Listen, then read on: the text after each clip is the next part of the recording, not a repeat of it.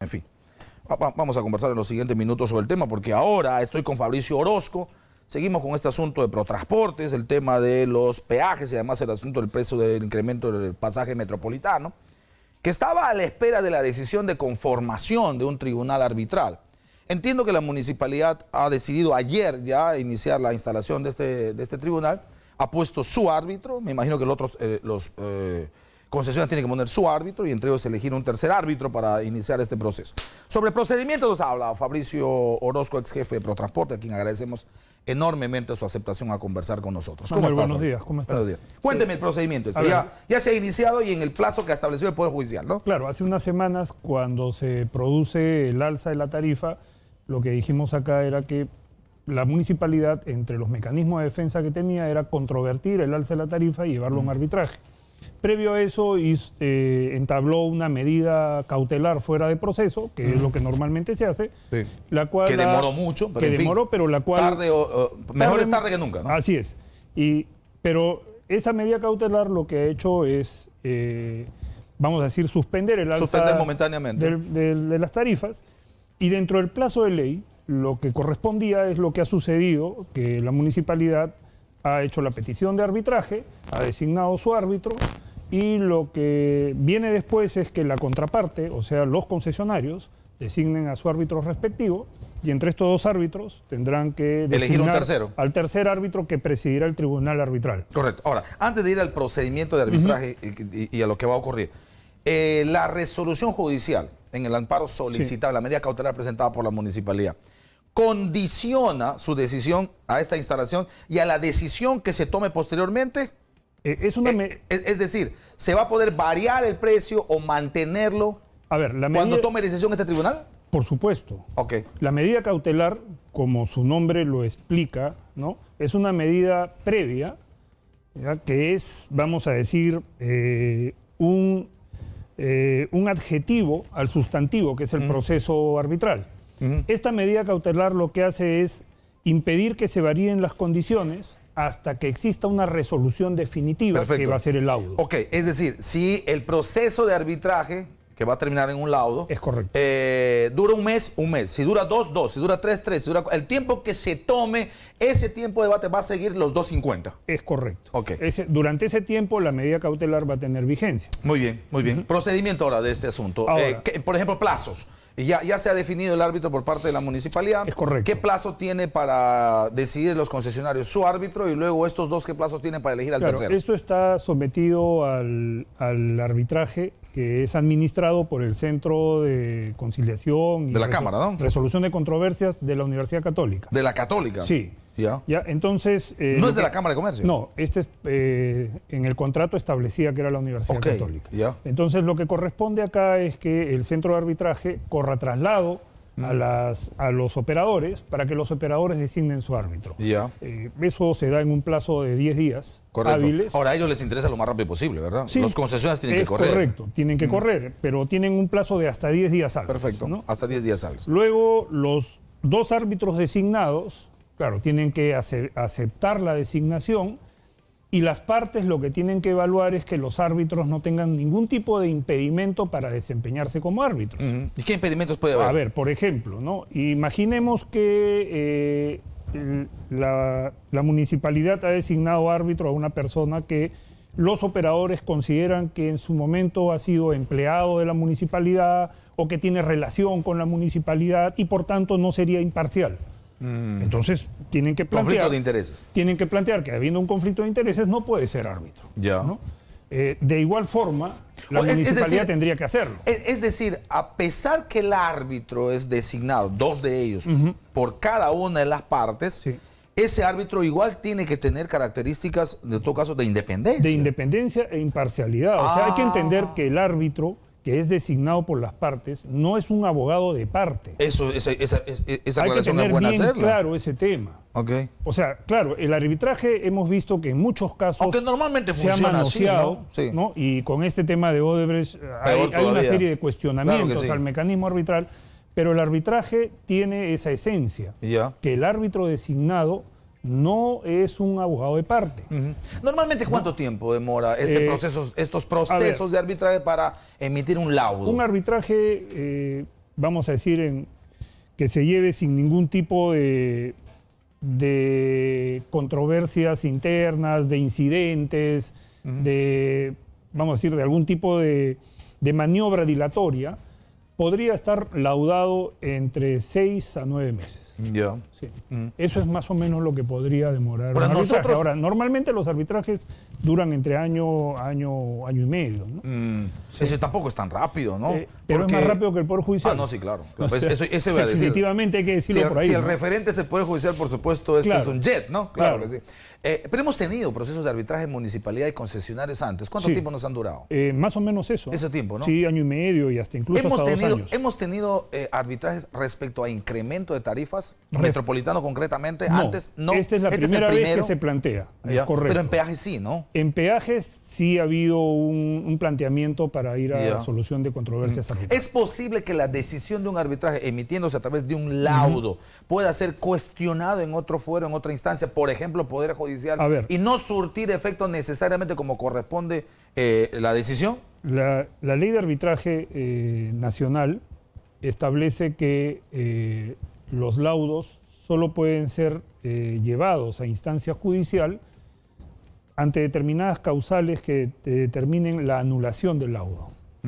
Esto es, que no se hubiera cumplido el debido proceso dentro del arbitraje, que hubiera existido algún tipo de diligencia o actuación que sea contraria al ordenamiento legal, ¿no? Que no se hubiera dejado actuar algún medio probatorio ofrecido por las partes, pero son 6 causales de anulación del laudo clarísimamente marcadas, que son las que llevan a revisión en el Poder Judicial. Ya.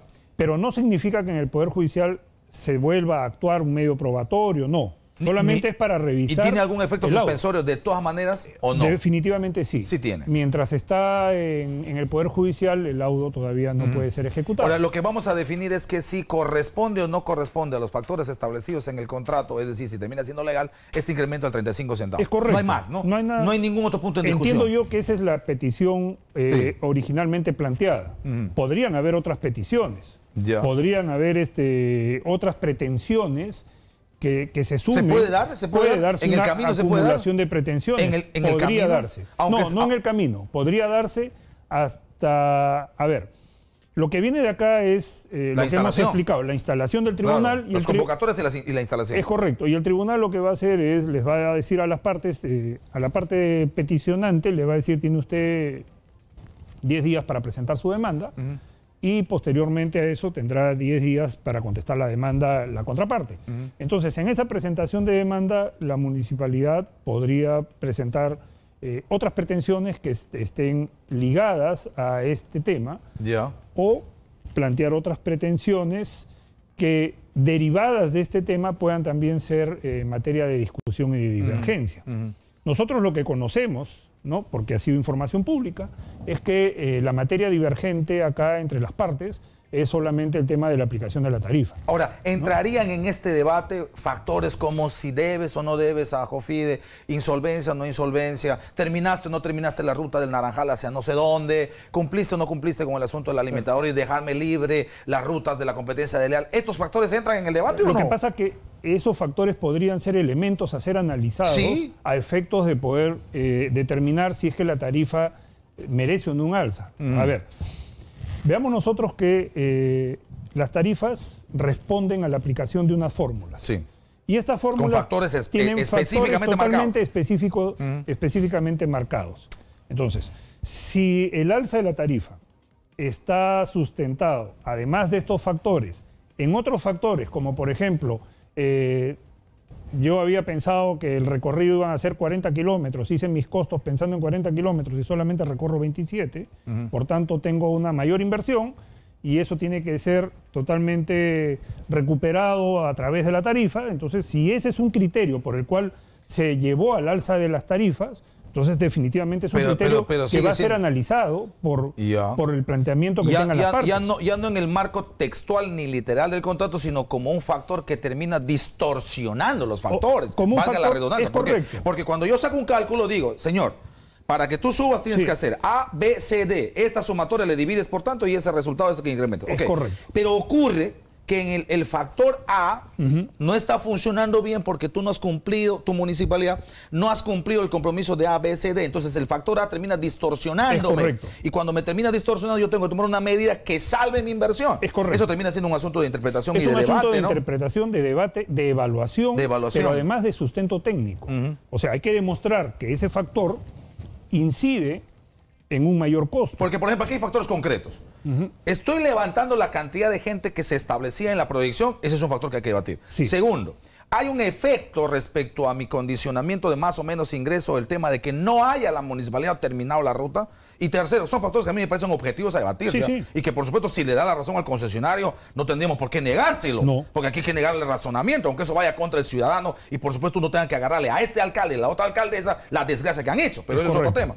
Tercero, si es que la acción de limpiarme las rutas en los alimentadores, que no lo han hecho bien, también genera un efecto respecto a mi tema de costo y eso genera una distorsión en mis factores de incremento. Es correcto. Eso es totalmente objetivo. Es totalmente temas objetivos que pueden incidir en un sobrecosto que puede determinar un alza de la tarifa, como que también van a tener que analizar si es que efectivamente ha habido un incremento de remuneraciones en la planilla de los operadores. Porque lo que hemos tenido nosotros es un incremento de la remuneración mínima. Sí. Pero ¿el incremento de la remuneración mínima significa un incremento en la remuneración de la planilla de los trabajadores? No necesariamente. Yo puedo tener trabajadores que están por encima... Normalmente por encima del sueldo mínimo o de la remuneración mínima, y cuando se produce el incremento de la remuneración mínima no impacta en el efecto arriba. O, por ejemplo, el tema que se viene discutiendo, el precio del gas. ¿No? O sea, el precio del gas, de acuerdo a lo que ha informado Protransporte, se lo está dando a los operadores en un sol 30. Y en el reporte que hace Ocinermin, porque esto no es tarifa regulada, el precio del gas es libre. Constatación de mercado. En el reporte que hace Ocinermin, el grifo que vende más barato el gas lo vende a un sol 34. Quiere decir que el precio que le está poniendo Protransporte al gas está por debajo del precio más barato del grifo que ha reportado Ocinermin en Lima. Entonces, por ejemplo, ese es un factor que también van a tener que analizarlo. Casi un subsidio, ¿no? No llega a ser un subsidio, pero es un favorecimiento. Es una ventaja mejor, ¿no? Pero de hecho el factor central es cuánta gente levanto. Así es. ¿Cuánta gente recojo? Es correcto. ¿Cómo estamos en ese factor? En función de la proyección y de las condiciones que se han dado previamente a la firma de contrato. Los estudios previos que sirvieron para que los postores se interesaran en este negocio calculaban un rango de 630.000 a 650.000 pasajeros diarios. Ese era era el atractivo. Ya, pero esa es una cifra de tope o es una cifra de equilibrio. No, es una cifra de atractivo, porque hay que tener en cuenta que este contrato no tiene garantía de demanda. Entonces, si fuera una cifra de tope o de mínimo, yo sí podría hablar de una garantía de demanda. Correcto. Porque yo podría decir, Estado, tú me has asegurado que yo siempre voy a transportar 650.000. Correcto, eso es ponerle caramelo a la manzana, pero no es ninguna cosa que me tenga que llevar a un tipo de acción de demanda. Necesariamente. Pero lo que tengo son estudios que me dicen, tú puedes transportar al día entre 630.000 y 650.000. Y en ese escenario proyectas. El último informe que ha emitido la municipalidad establecía que se estaban transportando 680.000 pasajeros día. Entonces no hay argumento de los operadores. Quiere decir que está dentro de los rangos que se habían calculado. Pues, más todavía. Sí, lo que pasa es que cuando hay una proyección tú tienes que hacer siempre un rango hay que ser elástico. Más menos y hay que ser elástico. Claro. Pero entonces ese no es argumento. Ese no es un argumento que podría Pero es el argumento válido. central. Pero no es porque un argumento yo municipio puedo decir, oye hermanito, espera, está bien, ok. Cosa que no está bien, porque no está bien, tendría que haber cumplido la moción. Es verdad que no te construye el último tramo, pero no surte efecto eso, no distorsiona eso en tu factor de esto de lo que significa la gente que estás levantando, que es el tema central respecto a tu utilidad. Eso es correcto. Y a tu ganancia y a la rentabilidad del negocio. Esa es una buena interpretación, porque cuando se saca a licitación el corredor, ¿no? Se sustenta en una ordenanza que establece que el corredor tiene 27 kilómetros de distancia. Correcto. Entonces, si tienes 27 kilómetros de distancia, que es Matelín y Naranjal, el tercer tramo era una proyección. Entonces, a ver, Y si para esos 27 kilómetros y para transportar 630.000 pasajeros, tú necesitas, por decir, 300 buses, si empieza a incrementar el número de pasajeros, ojo, podrías estar entrando en las causales que establece el contrato para incrementar flota.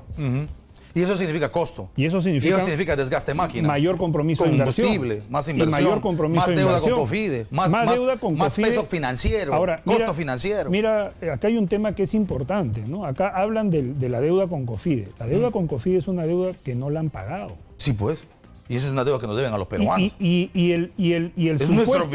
el supuesto de pago a la deuda es uno de los supuestos que tú tienes en tus costos para una concesión. Muy bien, correcto. Entonces, ahí son temas que se van a tener que evaluar muy técnicos, Manuel. Muy bien, perfecto. Fabricio, siempre es un gusto saludarte. Muchas gracias por ilustrarnos en esta materia. Manuel, tu conocimiento nos muchas hace enorme falta. Gracias. Fabricio Orozco, ex jefe de Protransportes, ya se va a instalar, entiendo, entre los próximos días el tribunal arbitral que va a definir ¿va o no va el incremento del Metropolitano? En las calles, por supuesto, decimos no va, pero dependemos de la resolución de este tribunal, del laudo que defina.